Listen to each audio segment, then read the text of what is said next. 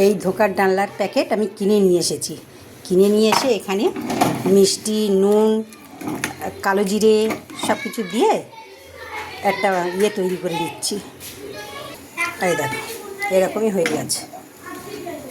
এই থালার মধ্যে একটু তেল লাগিয়ে নিচ্ছি, তাহলে ডালটা ভালো উঠে যাবে। এরকম করে করে লম্বা দিয়ে দেবো। সব কাটা হয়ে গেছে। তেল দিয়েছি, এবারে একটা করে ভাজতে দেবো। 6-7টা দিয়ে দিয়েছি ভাজতে। এই ভাজা হয়ে গেছে। বড়া ভাজার তেলে আলু ভাজা হয়ে গেছে। আলু ভাজাগুলো তুলে নেব।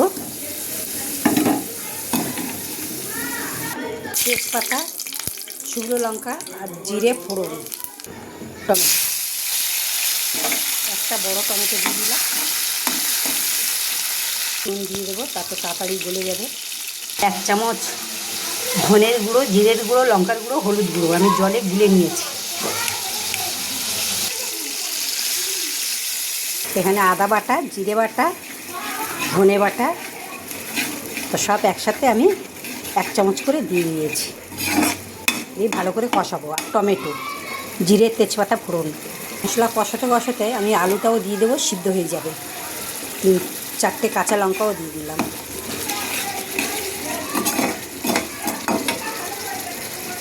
চিনি,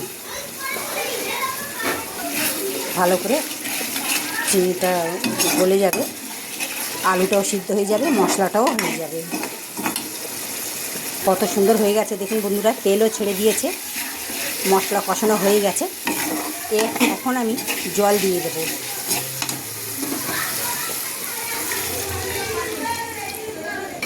এভাবে যদি ধোকলা রান্না করেন, ধোকার ডালনা, খুব ভালো লাগবে। আর এই ধোকার ডালনাটা এত ভালো লাগে নিরামিষের দিনে, ভীষণ ভালো। একটু গরম মশলা, বড়াগুলো দিয়ে দেবো। কতগুলো বড়া হয়েছে দেখুন, সব বড়াগুলো দিয়ে দিয়েছি। এবার ফুটুক। একটু ধনে পাতা দিয়ে দেবো। আমি একটু ঝোল রেখেছি, কেন একটু ঝোল টেনে নেবে, সেই জন্য এইভাবেই রেখে দিয়েছি। এরা খুব ঝোল টেনে নেয়, সেই জন্য এতটা ঝোল রেখে দিয়েছি। তা বন্ধুরা, ভিডিওটা কেমন লাগলো কমেন্টে জানাবেন। আর ভিডিওটা কে কোথার থেকে দেখছেন কমেন্টে জানাবেন। ধন্যবাদ জানাবো। ভিডিওটা দেখার জন্য ধন্যবাদ।